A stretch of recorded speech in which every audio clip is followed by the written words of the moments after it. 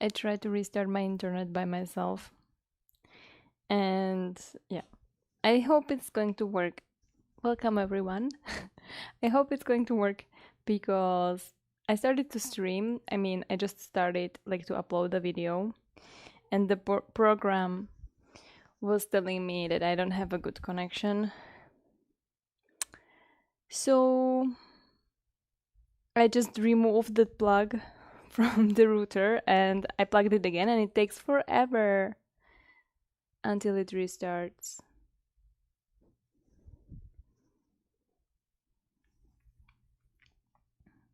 I'm not sure. I can see that people are here, but yeah, I think there is a lag, and you can say hi in chat. I will just bring my computer closer so I can see if there is something wrong. If we are going to maybe tell me if there is a problem. From my side, it looks okay.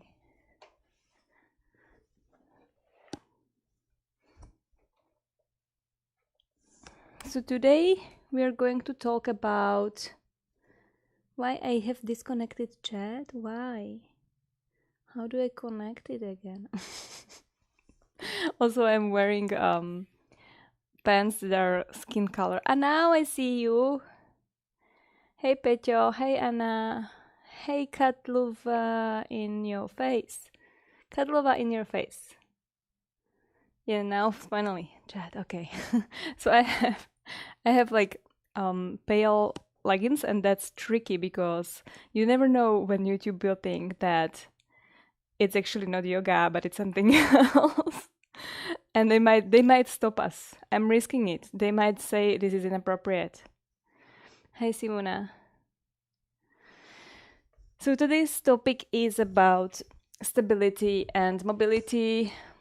It's something that I learned from Celeste Pereira, and I'm a big fan of it. Although you can always, like take whatever you like from it, and you don't have to take everything as like it's written with blood, and you can't actually like transform it or understand it differently.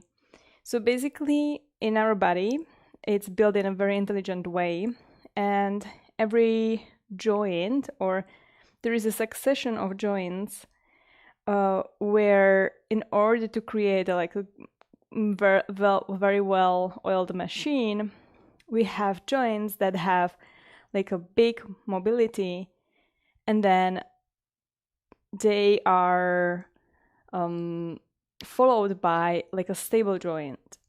And we can also imagine that in those joints where we could potentially have a lot of mobility, we want to find this mobility because this is how it's built. And in those stable joints, or like joints that don't have such a range of movement, or somehow from how they are built, they are like very simple.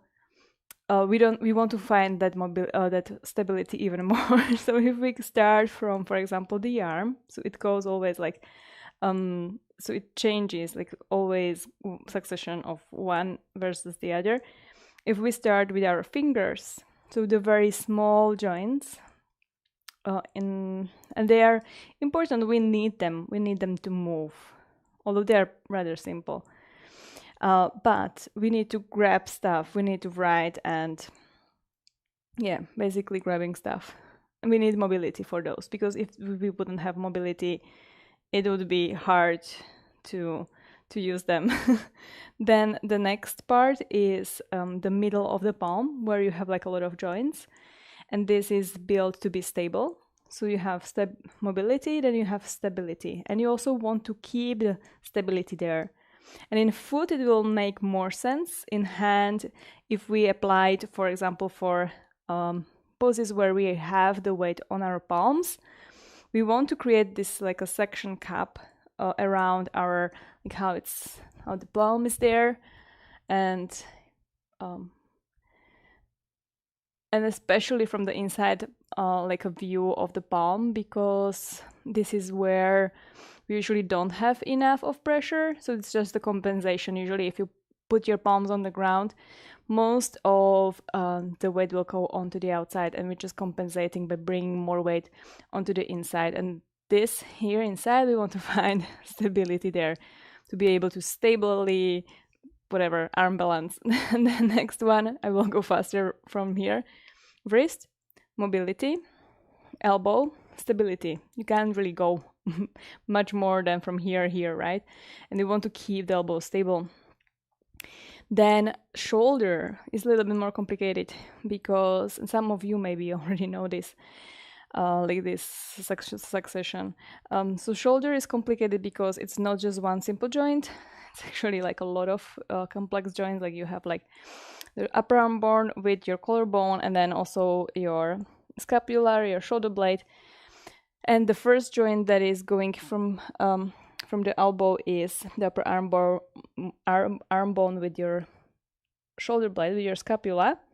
And there we want to find mobility. So we need it again to move, to do stuff. Then the next one is the scapula. We are going to forget about this one. It's probably stability. The scapula towards your chest, or towards your rib cage rather.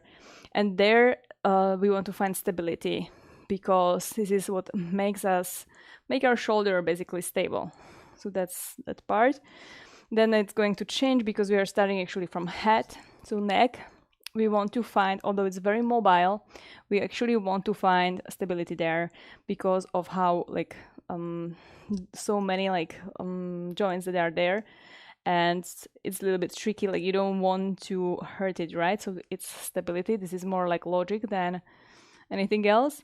Then you have the upper spine that ends where your ribs end at the back, and there you want more mobility, because this is where when you get older, it gets more and more stiff, and you want to learn how to move it. How, Andrea? And then the low back. That's obvious, we want more stability there.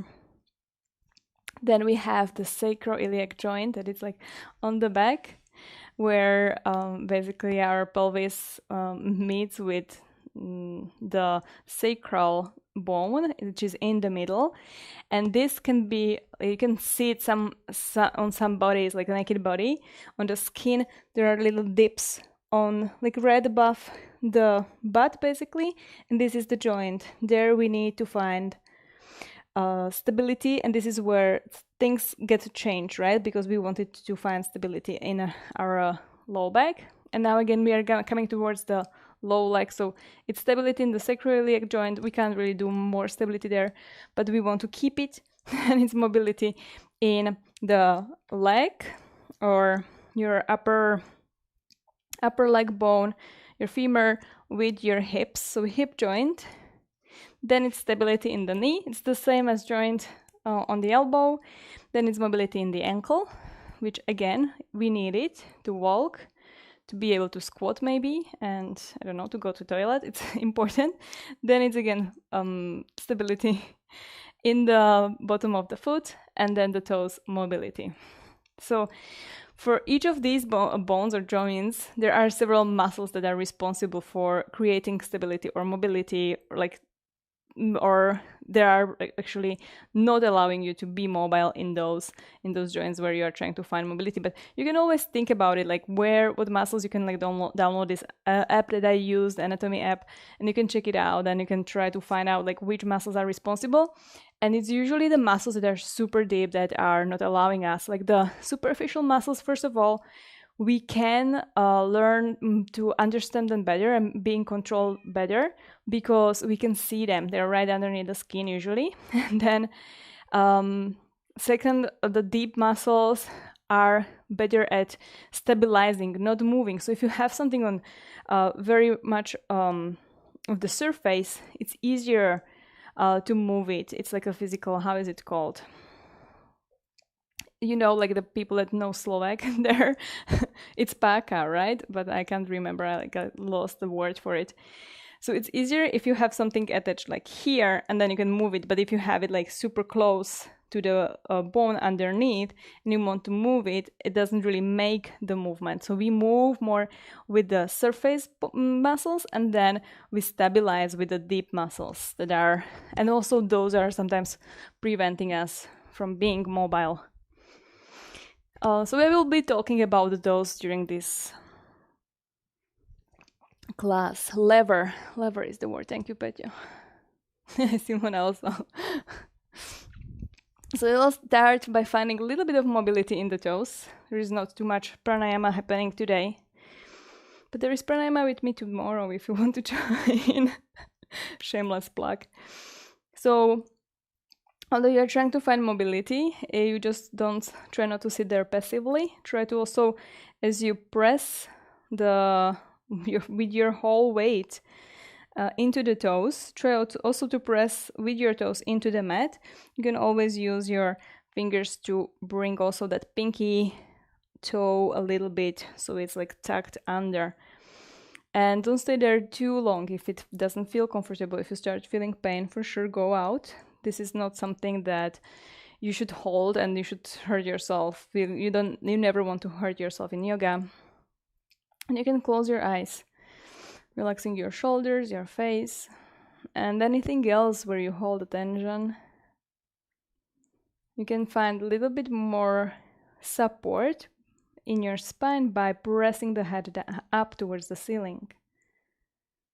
So let's maybe not try to find length in the spine, but by actively pressing the head up towards the ceiling, we actually turn on those deep muscles that are used to support the spine. And that's what is sometimes translated as let's create long spine. But it's more like support it. You can stretch it, but I don't think you stretch it really or you make it longer. You actually are supporting it when you do that kind of movement or when you have that intention in your mind. And if you really need to go out of that toe tuck, feel free or stay with me. You can start noticing your breath. And then try to slow it down right away because this is an intense pose if you are holding those toes stacked. And one way of allowing the necessary muscles in this case, although there might be tissues that need a little bit longer, but so far we just want to release the muscles. To release, you need to calm your whole body, your whole nervous system down, and you can do that using your breath. So exhale, try to push everything out, and then very slow and calm inhale. And very slow and calm exhale. You can start with your Ujjayi sound if that helps you to concentrate. It doesn't have to be too loud. If you have no idea what I'm talking about, I might explain in some other class, or maybe tomorrow at the pranayama workshop.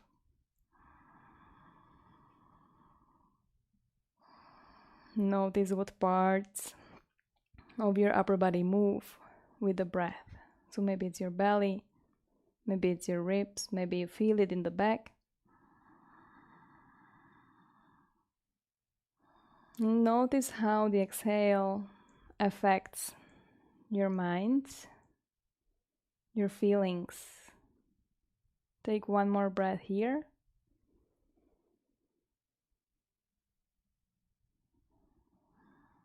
And slowly blink your eyes open and move forward onto your fingertips. And then be very careful first, because this was almost like yin movement. You want to bring your feet up, and you can stay on your knees and just allow your toes to relax. Allow those tissues, if anything, creeped into a natural length. You can shake them a little bit.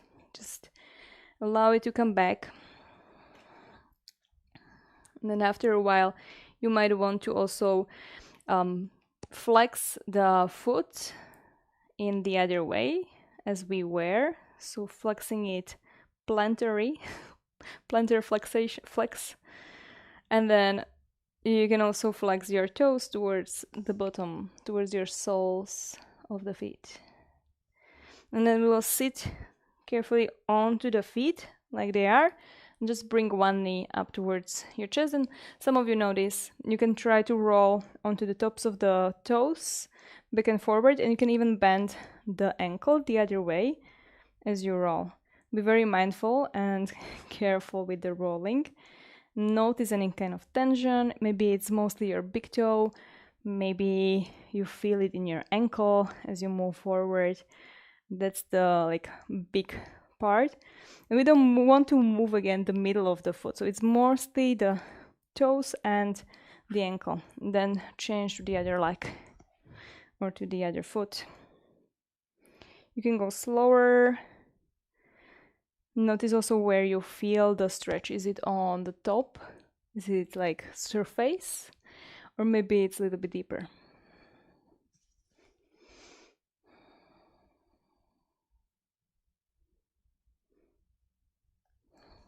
Yeah, I was not quicker. I think I was reading it. I didn't actually say it. You helped me. And then next part is going to be our wrists.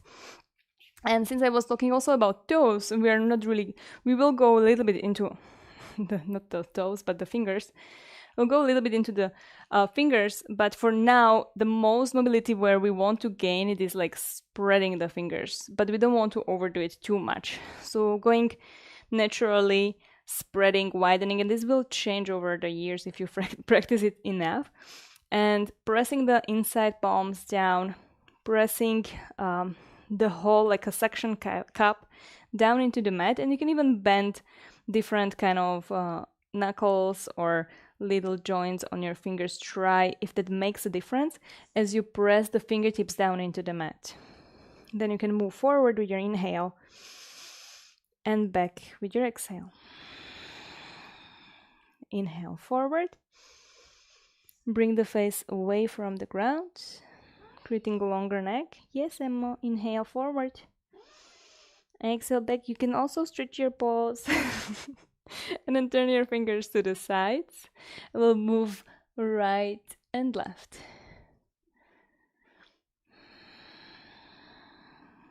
Again, you can do it with your breath.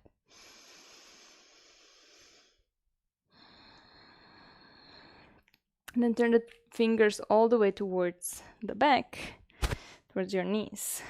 Inhale forward. Emma just, I think, touched my microphone with his tail. Exhale back. And you can start moving into the mobility of your fingers by allowing the palms to peel off, but the knuckles staying down. So the first joints or the third joints on your fingers will stay rooted on the mat as you move back, and you're still pressing your fingertips and your knuckles. Inhale forward, exhale back. Notice how it's similar to that toe stand that we did.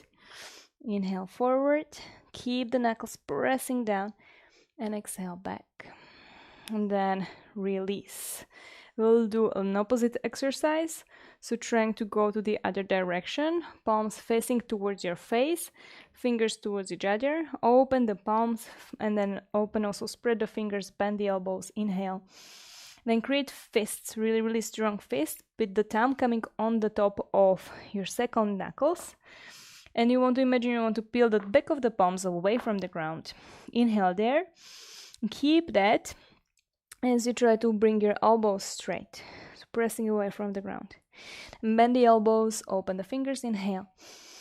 Exhale, curl into fists. Try to peel the palms away as you extend the elbows. Then try to keep weight on your wrist, on your palms, as you slowly roll onto the knuckles, as if you wanted to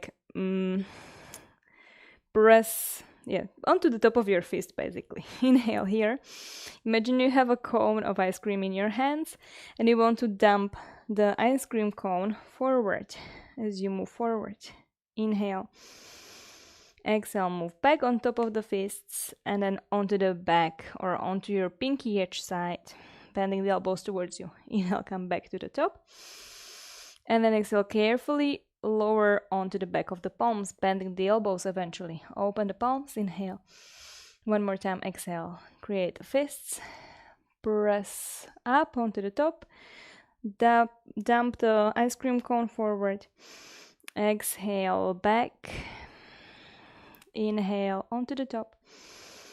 Exhale onto the back of the palms, very carefully bending the elbows, opening the fingers, spreading them, and then release and shake them out.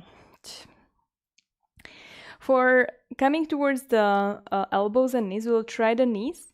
It's very simple, so you don't want to actually have your knees or your elbows bent.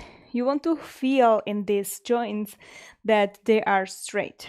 And it doesn't matter how they look until or unless you are... The important part is that you are trying to keep them straight and you feel them straight, but you want to have them supported with your muscles. It's a little bit more tricky with the elbow, but basically we don't want to lock the joints. So on the knees, we're trying to keep the knees straight, and we are activating the quadriceps by pulling all the muscles up. You can also already start with a little bit of mobility in your toes. So you can bring your toes up, you can spread them, you can feel the arches lifted. This is creating stability in that part of your feet where you want to have it. And then just release the toes down, keeping that engagement. And then finding a little bit of neutrality in your hips by squeezing the legs towards each other, or just imagining that you want to do that, and then engaging from the outer glutes. So this is another important muscle that are deep. We want to have more stability in our gluteus medius, if you want to be too concrete. It's a muscle that is really, really close to the bones, and it's supporting your thigh bone in the joint, in the hip joint. And the other, like a counter muscle towards the medium gluteus is or are the inside thighs. So by doing this, we very nicely stabilize. And you might remember that I actually said that we want to find mobility here, which is true, but at the same time, because these are the muscles, I mean, they are the biggest muscles. They are built here to bring us somewhere. And because of probably you have a sedentary lifestyle, most of us do, these muscles lose their ability to do that in a good way. And this is where the problems with the knees and with hip joints come from. So we want to be aware of these muscles all the time. And then we also want to stretch them quite a lot. Next part is your low back. You can fix this by bringing your ribs in. I'm skipping the cue where people will tell you that you should bring your belly in, because we don't do that here. We keep our belly out. We are using it for breathing, and we use the ribs in cue to bring a little bit more, and that engages also the belly actually a little bit. And relax your shoulders. You can close your eyes. Make your elbows also straight, but don't lock them. So you want to, as if you wanted to reach through your fingertips down, but with your shoulders relaxed. Relax also your face, and then bring the chin slightly in towards your throat, as if you wanted to create very gentle, very nice, beautiful double chin, and that will support your neck. Inhale, reach your arms up. You can open your eyes and then stretch out all the way. And exhale, bend the knees and fold. Inhale, halfway lift. You can bend the knees. And exhale, palms down, step back into your plank position. Inhale here. And exhale, knees down. Then activate those ribs in. So you want to press a little bit chest up. And now we are getting into that mobility and stability in your shoulders, where from rounded position in your upper back, you want to start sliding the shoulder blades back. And I want to stay spread as much as possible as you start bending your elbows and shifting the chest more and more forward, squeezing the elbows in towards each other, which will help those muscles to engage, keeping your shoulder blade glued to your spine. Coming all the way to your belly, inhale, lift the chest, finding mobility in your chest. Exhale, forehead down. 2 more times, inhale, lift. For your little cobra, exhale. Last one, inhale. You can also bring your arms up. You can move your shoulders here a little bit, finding a little bit of mobility here. It's very similar with your hips. At the same time as we are stabilizing it, we try to find more mobility there. Bring your palms a little bit higher. Relax your neck. And if your neck is a little bit stiff, you can keep your neck long in the back. And again, just bring the face up. Inhale. Legs are actively straight. Knees are straight. And exhale. Release. And press from your belly into or through your tabletop. So you want to keep your ribs in. You want to keep squeezing your glutes as you lift up. And then lift your knees, tucking the toes.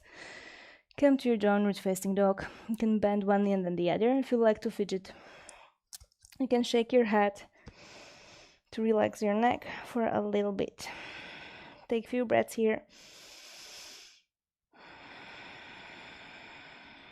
Inhale, lift your heels super high, look forward, bend the knees. Exhale, stepping or jumping even forward between the palms. Inhale, halfway lift.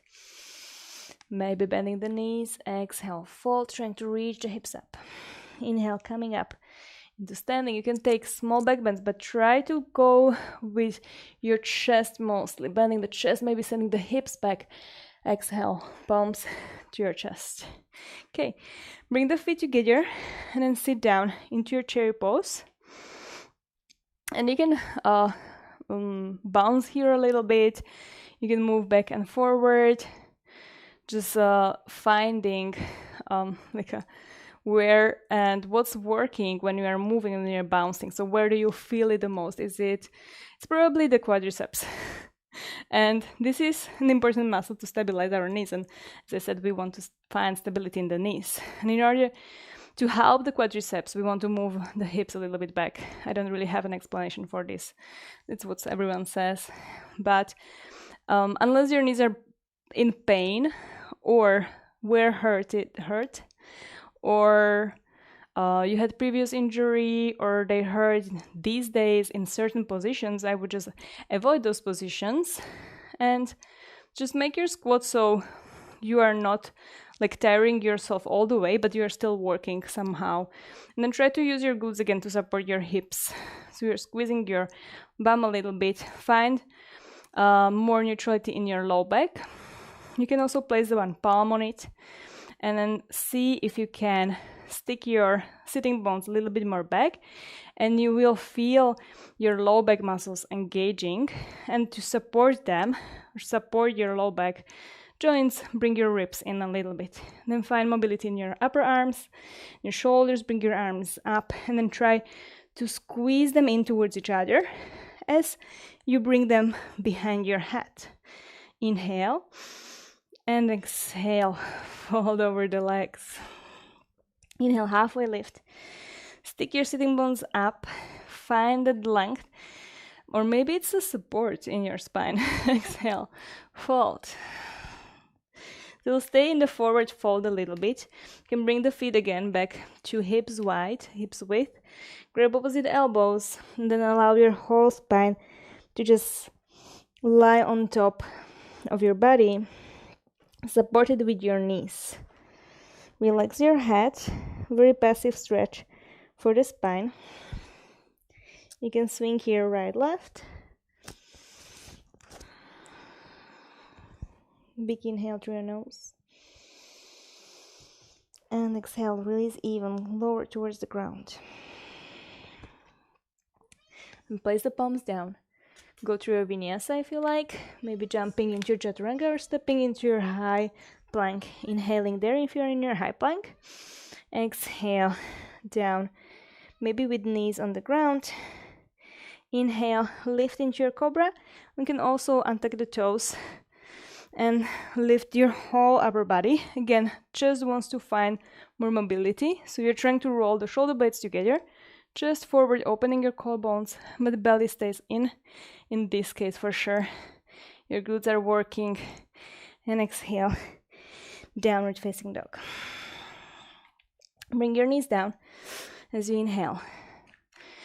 For the spine, one thing that maybe is good to bring into your practice is to find neutrality in your spine.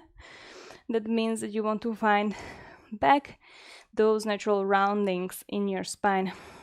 So as you press from your palms, we'll engage your muscles to support your shoulders a little bit more. And you can also imagine it as if you wanted to bring your chest bone in. And by doing this, you might feel it's not your chest that moves, it's more your shoulders that moves.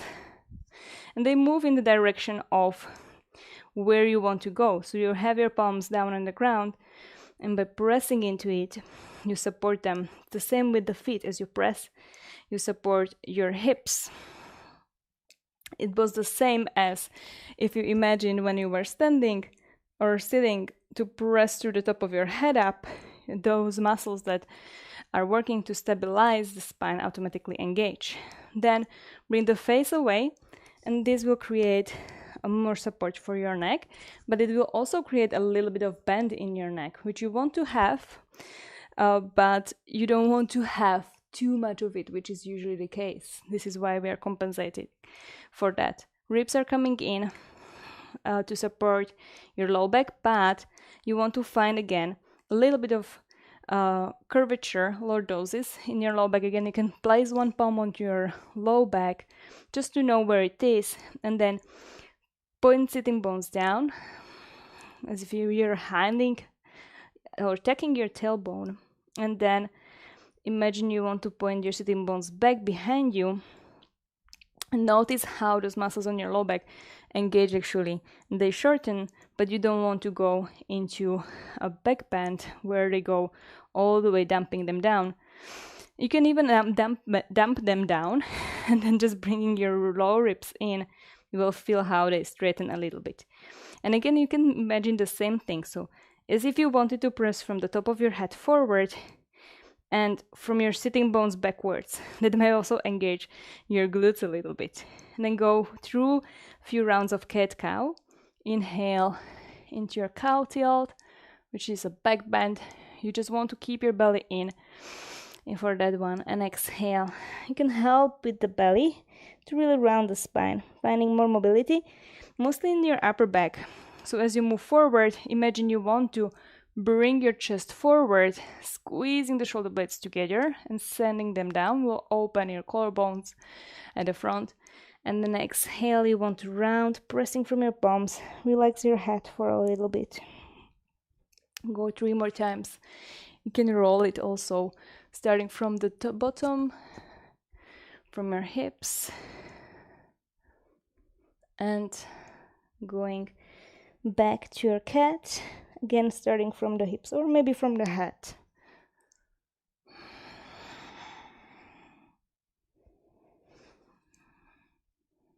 Mostly focusing on the chest, on your shoulders, shoulder blades, where they are, in what position, where do you want to have them. And take the toes. Bring your hips back and up into downward facing dog.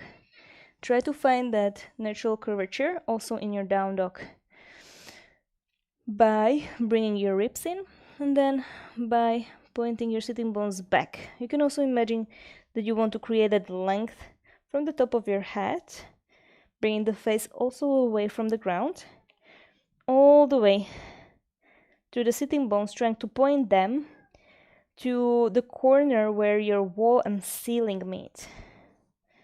Although that might be very relative to the how big is your room. Inhale here. Exhale. Bend the knees, look forward. Inhale, exhale, stepping or jumping forward. Inhale, lift halfway. Exhale, fold. Inhale, coming up. Reach your arms up. Small back bend. Exhale, palms to your chest. Okay, so another thing or another way to check on how your hips are stable in this case is to do a simple one-legged balance. We'll go for the big toe to your toe, big toe, hand, whatever. So we'll bring the knee to the chest, whichever you like. We'll just do this in sequence, so it doesn't matter. And then you can bring your hands towards your hips. And if you release here, relax here, what you can notice is that the hip where your knee is up, it usually dumps down, and this means that the muscles on the outer glutes are not working. So you just want to press again from the foot. It's very simple again, trying to find length, and those muscles will fire, and you will find more stability. Even maybe we are going to get better at holding the balance. Then you can stay here, or if it feels good, you might try to grab your big toe with your index and middle finger. Maybe you round yourself first in order to do so, but then try to find again that pressing from your standing leg, pressing up through the top of your head. Relax your shoulders, bring your ribs in if you forgot about that. Inhale, your knees straight. And exhale, you can try to bring your heel forward, whatever heel you are holding your toe with, or where you hold your toe. English is again today really great. It really goes so flow, so it's like a flow from my mouth as usual. Okay, shoulders down. You can especially bring that hand that you are holding the toe with, the shoulder coming even more back. It doesn't matter at this point if the knee is straight or not, since you're not trying to go for stability. You're not bearing weight on that leg, so the knee can go wherever it needs to. You're also working on the flexibility, mobility in your ankle by actively flexing it dorsally towards your shin. Inhale. Exhale, open the leg to the side. Maybe you grab the knee and you open the leg like this and that, and then notice where your stability in your standing leg went. So are you dumping your other hip down, or are you pressing actively from that leg?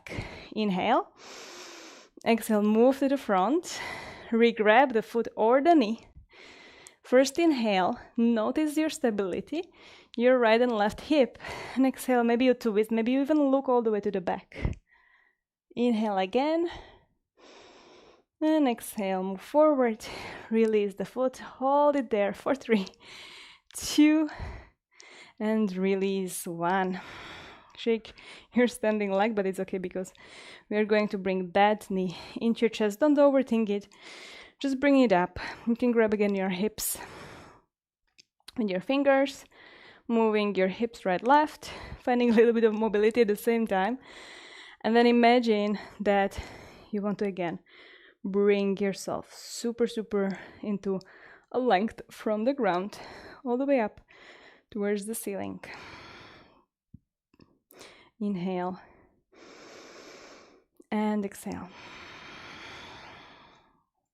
Grabbing your big toe, you can also lean and you can round yourself, but then make sure that you come back to the supported position. Inhale first, press actively from the standing leg, and then exhale, heel comes forward, maybe higher, maybe you feel or see a difference in between the right and the left. Making sure that you are using your breath to calm again all your system down. This is like a tool that you are gaining in yoga to maybe use in your life also.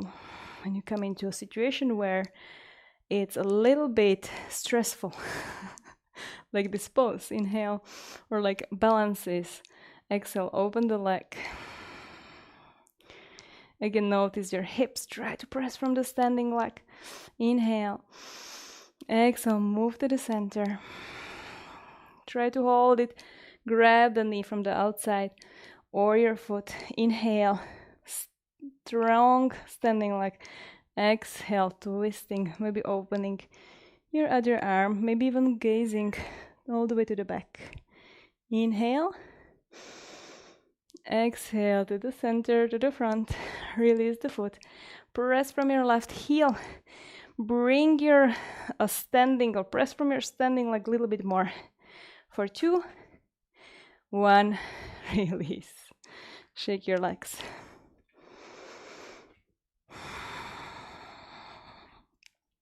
Oh, I think many people left because they were like, this is too much. Although we started just by talking, and the talking was interesting, apparently. Okay, arms forward, legs this time as wide as your hips. Inhale. Exhale, sit down, chair pose.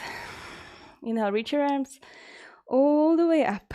Imagine you want to support your hips by squeezing from your glutes, and then also squeezing from your inner thighs. Inhale, reach higher, higher, higher. Exhale, fold. And we'll step both feet back. Bring the knees down onto the mat. We'll go again a little bit more into the shoulders. So shoulders are very, very complicated. It's really hard to wrap your head around them. And there is always something new that you are going to learn, like almost every second day. What's important that you want to move them. You want to move the shoulder blade in the direction of where you're trying to move. So if you are in your plank, it's easy. You will lift your knees, your shoulders wants to move towards the ground, so they go to the sides of your rib cage and down. And if you feel too much tension in your neck, it's probably because your neck is not stabilized. So bring the face away from the mat. In Chaturanga, if you would do it while lying on your back, so you can do it right away. Coming onto the back, going into like imaginary plank pose with the palms pressing into the ceiling. And what's happening in Chaturanga is that when you bend the elbows, you might feel, and you bring the elbows close to your rib cage from the sides, which happens in Chaturanga, you might notice that where your shoulder blades naturally want to go. So it's similar motion as if you were pulling something towards you and towards your belly, and your shoulder blades coming from like wider should go closer towards each other and hopefully down and not up. So you don't want to end up here. This doesn't even seem like a comfortable position, right? If your shoulders are all the way up, they want to move down. And also notice what happens in your chest, your front ribs. So as you're pressing up, the chest bone is inside, inwards.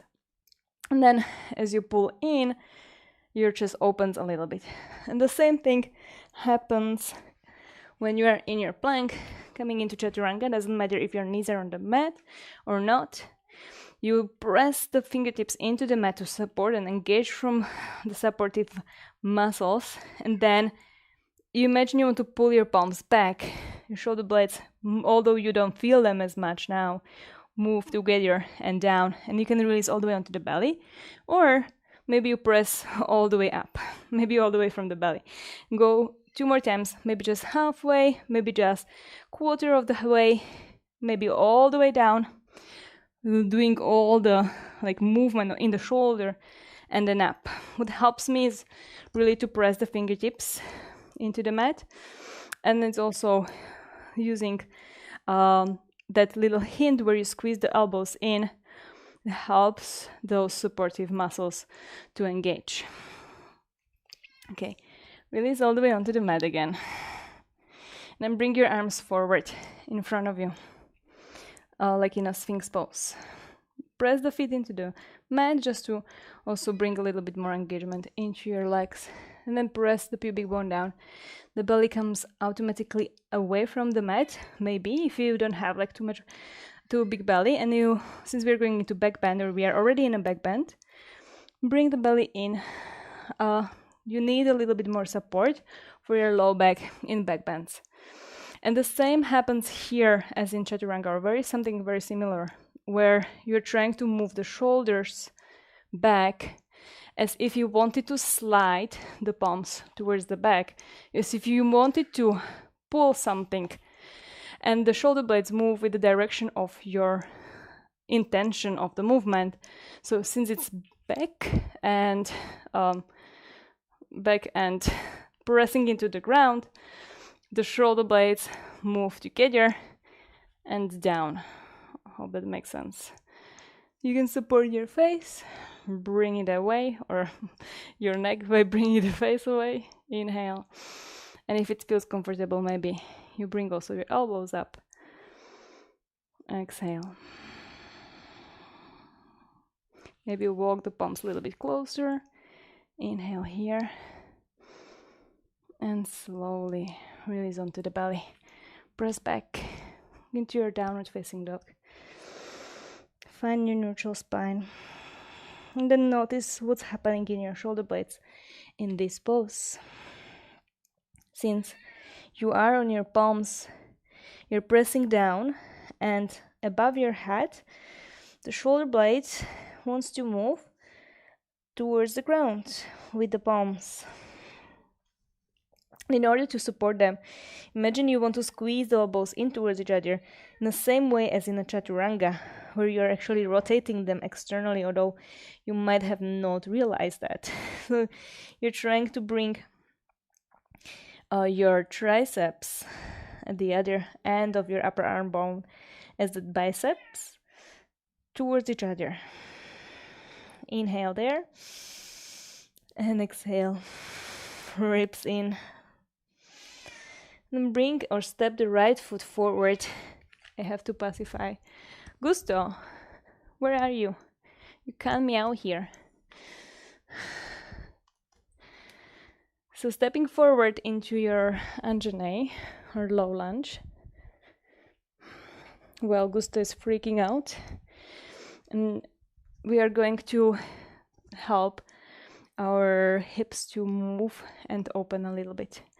So squeeze the legs towards each other to support the hips. At the same time, we are trying to use our left glutes to open the front side of our right hips. Press through the both feet, spread your toes, make a little bit more of the pose to bring awareness, but also mobility into those parts where you need to. Then you can come a little bit higher with your hips. Don't sit on the computer, Gusto. Trying to keep your ribs in, since there is a little bit of back bend, maybe also belly in. You can reach your arms up, working on shoulders mobility. Since you're reaching up, shoulders come up. Imagine you want to bring those triceps in. Inhale and exhale. Bring your hips lower. And you can spread your fingers here to find more mobility in your fingers. You can do whatever. You can interlace the fingers. You can press the palms up. You can bring your arms behind you, interlacing the fingers here, palms maybe together, and then even bringing the palms away from your hips for a different kind of mobility exercise for your shoulders. Inhale and exhale. Bring your upper body more forward, flex your right foot, and then bring your hips back into half Hanumanasana or half splits. Inhale forward, reach your arms up. And exhale back, fingertips on the ground, bring your hips back. Find stability in your left hip. You can also walk your right heel forward a little bit more, and then try to bring your right hip a little bit higher. Maybe micro-bending your right knee, just so you don't lock it there, so it's not relaxed. Make sure that your left glutes are working here. Inhale. Find more length. Maybe it's for stabilizing your spine before you move into a deeper bend in your hips rather than in your spine. Inhale and exhale. Maybe spreading your toes on your right, maybe on your left. One more breath. Exhale.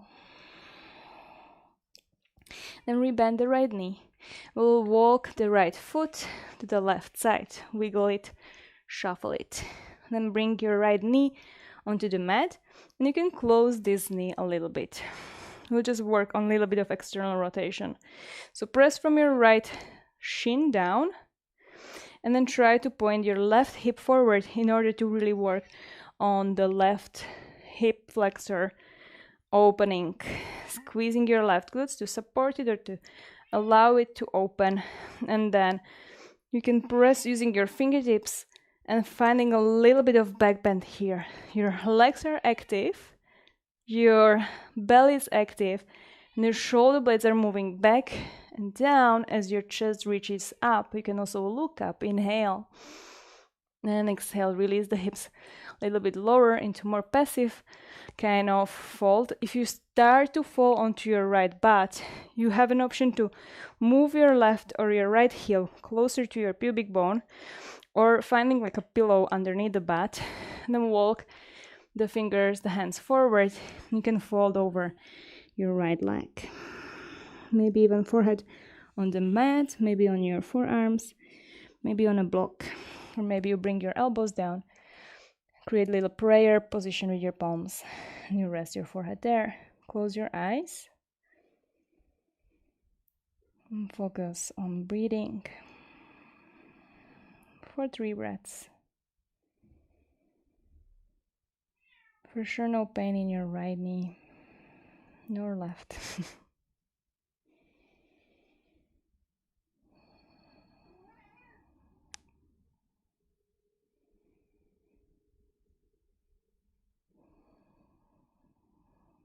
And slowly bring your fingertips underneath your shoulders.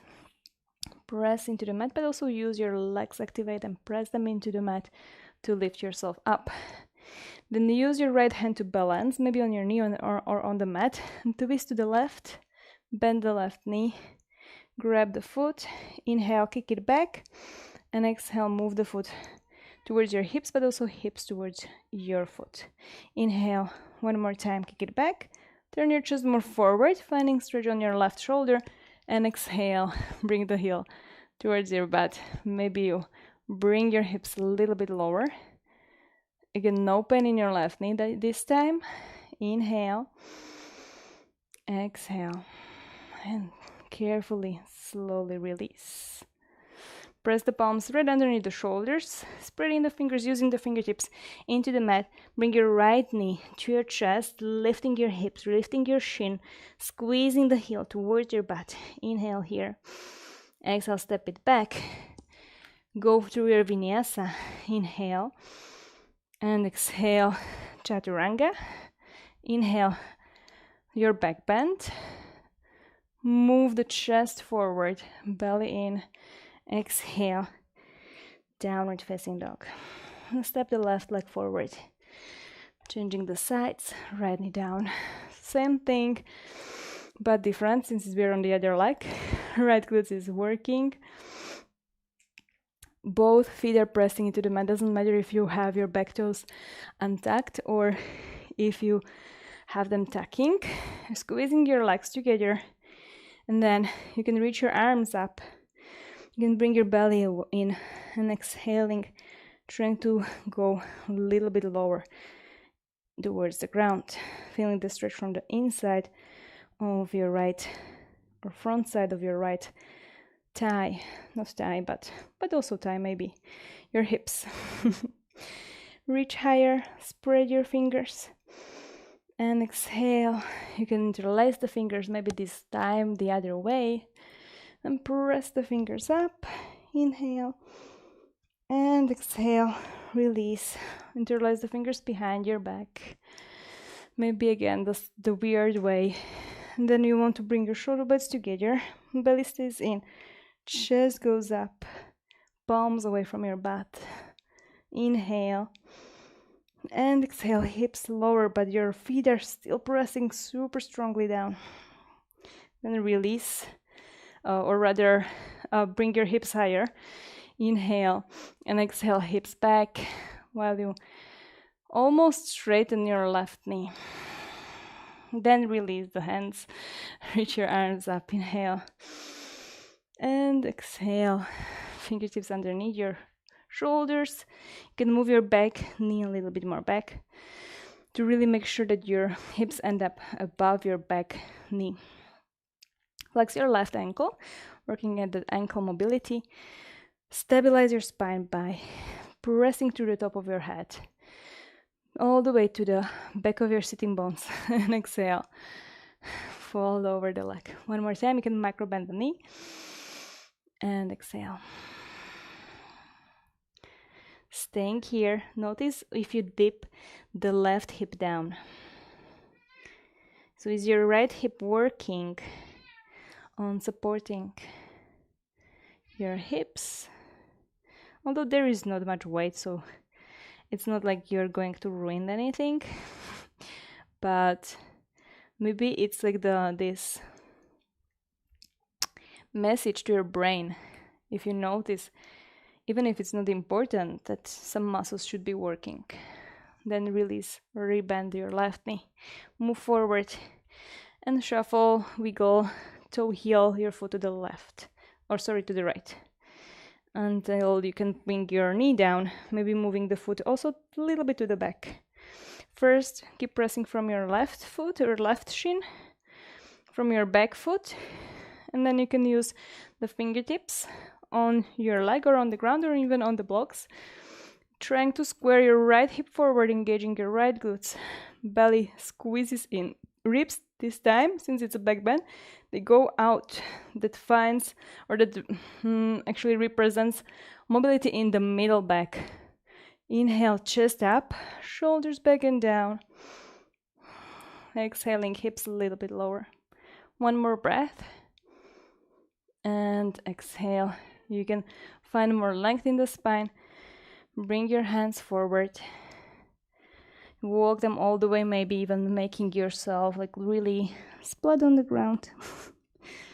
And then you can relax there. Taking 3 deep breaths into your hips. Noticing also where you feel the intense feeling. So is it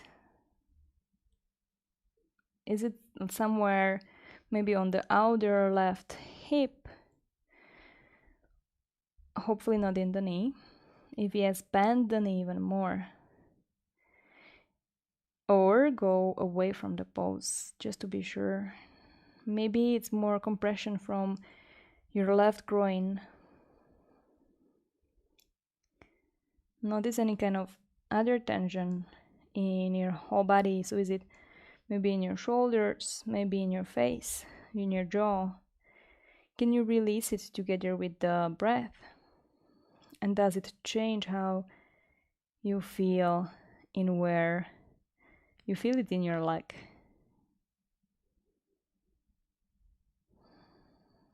And can you allow yourself to breathe into the belly, since you don't need it here?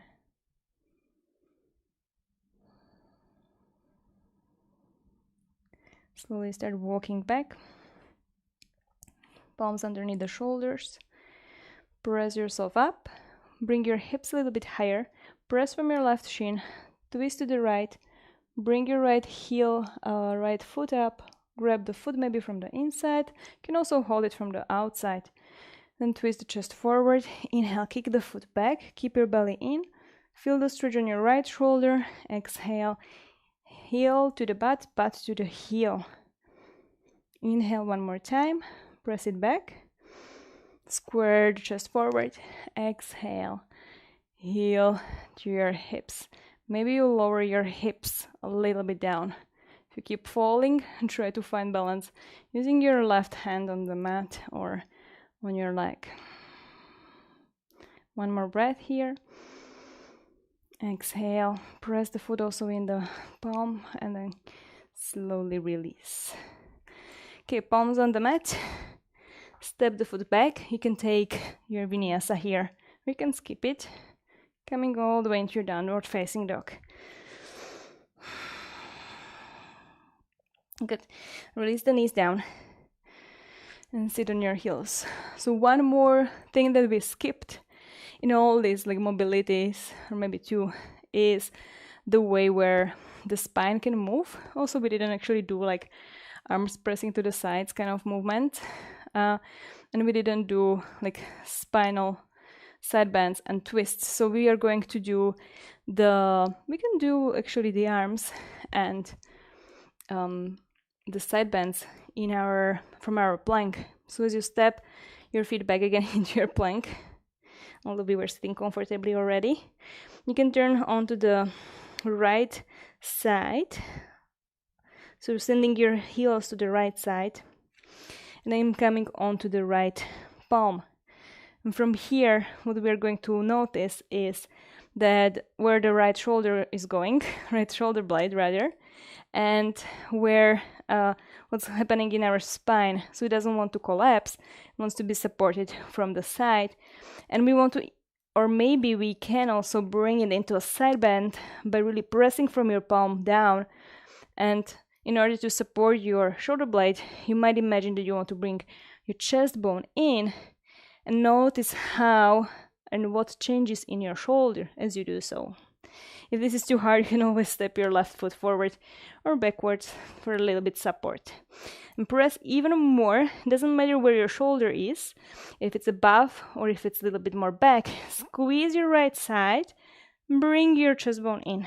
Hold there for one big breath. Inhale and exhale. Okay, change to the left side. So come back to the center and then to the left. Also notice if you feel your wrists, maybe on this side, which I, for example, feel, you will bring more weight onto your fingertips rather than dumping all the weight into your wrist. So now press higher. If this is too hard, you can already step the foot in front of you, the top foot, in order to help your one hand that is like the poor shoulder that's not used to really press the whole weight. So you can use your leg to help it. Bring your chest bone in and then squeeze on your left side. So it's a little bit of different maybe plank that you are used to. Inhale, maybe you bring your right arm up. Exhale, we'll hold for 2 more breaths, since I was talking on the one side for a little bit longer. Maybe squeezing your left glute a little bit more. Then where is your head also? So trying to bring the head into supported position. Imagine that you want to press the top of the head forward. 1 more breath. And exhale. Come back. Now release the knees down, we will sit. Move your wrist a little bit. Maybe next time it will be better at bringing the weight away from the wrist. Or maybe you don't feel the wrist. Maybe you have magically strong shoulders and hands, not like me. Okay, bring the legs forward in front of you. One more thing, one last thing, twist. Right knee bends and cross it over for the pose of Lord of the Fishes or Matsyendrasana. You can either keep the left leg straight or you can bend the left foot, left knee. But once you have it bent, you try to sit both sitting bones back on the mat. What I didn't say is the spine is built in like a funny way. And it's not just like I always imagine the spine to be only the vertebrae that are important and the discs that are important. And then of course there is the spinal column or canal where, you know, like the nerves and what is the name? I always forget the part of the nervous system that goes from the brain goes through. So this is of course important, but what we don't know is that the joint doesn't happen, or what we probably know it, but what we don't realize is just the joint is not just the discs and the vertebrae, but also at the back we have these tiny little joints. There is like so many of them because there are like 2 at each side of the vertebrae. So there's like 24 times 2, I think, at least. And those connect to each other with like flat surfaces. And it depends on how these flat surfaces are oriented in the space that they allow us to, for example, backbend and also twist. And they allow us to twist more in the upper part. Of course, in the neck, they are very, very shallow, I would say, in the neck. So they allow us to do a lot of stuff. And then in the upper part of our spine, they allow us to twist a little bit more than to bend back and forward. And then in the lower part of the spine, they don't really allow it to twist too much. Bring the right fingertips behind you. Yeah, Emma. Left arm up, and then squeeze the knee in towards you. And then you can round a little bit as you reach forward. Bring your shoulder or your triceps or your elbow from the outer side of your right knee. And then inhale. Try to find length so you don't do two things at the same time. And then exhaling, you can start twisting. And then notice where you twist. You can use the elbow, pressing it into the knee. And then maybe you twist a little bit deeper. Feel it somewhere. Maybe twist also your neck. Inhale. Exhale. One more breath. Twisting a little bit more. And release. Bring your arms to the other side.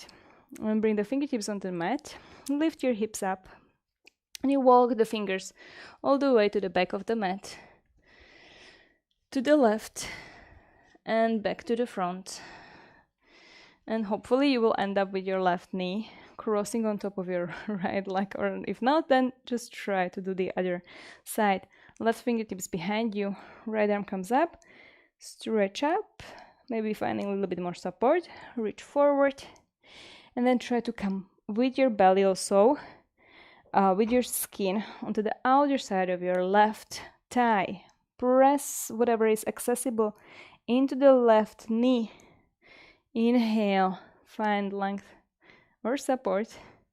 Exhale, twist to the back. Notice again, where do you feel? Where can you feel the twist happening? Should feel even maybe in the muscles on your upper part of your back. Also try to bring that chin in, so finding neutrality in your neck without having the chin too high or having actually a rounding in the neck. You want to find the face vertical and pressing the chin in towards the throat slightly. One more breath. Exhale. Release, take a counter twist. Just a very, very slight. Again, noticing any kind of movement, shift in your backside, and release. Okay, and then just sit. You can sit cross-legged or sitting on your heels. Allow your palms to come towards your knees or thighs. You can also create a little ball with the one palm coming inside the other. Closing your eyes. Find support for your spine. Find support for your neck, which is part of the spine. Relax from your shoulders.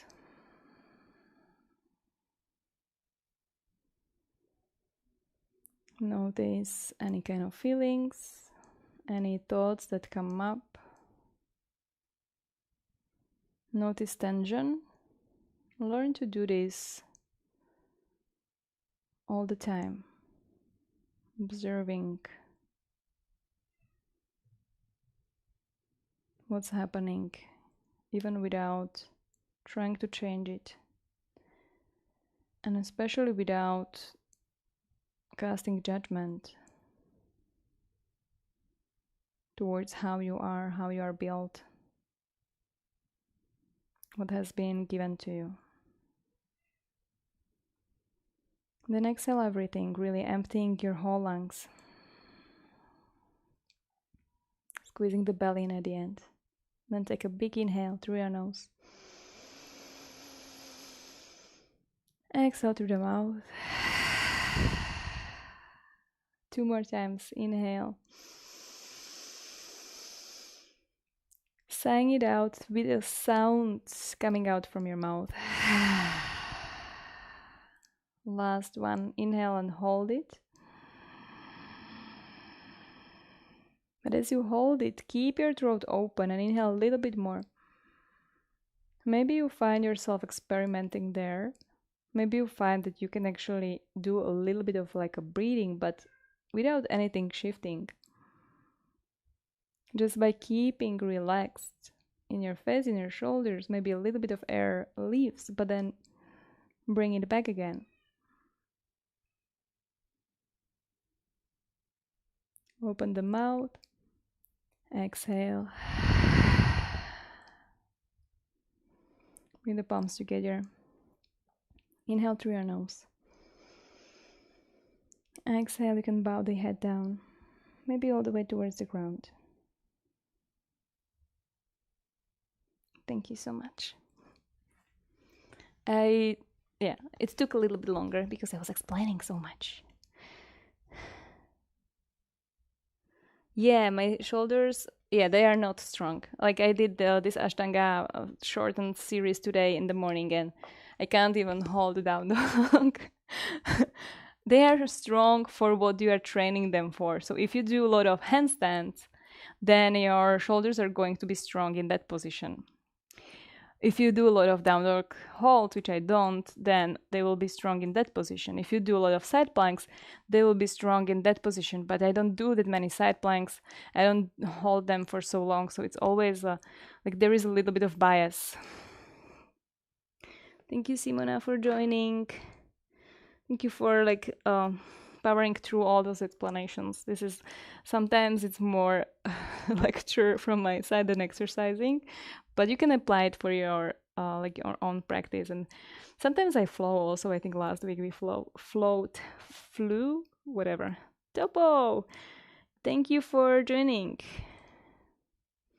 Yeah, you are here sometimes. Yeah, anatomy. I should call this anatomy, yoga anatomy classes, not yoga practice.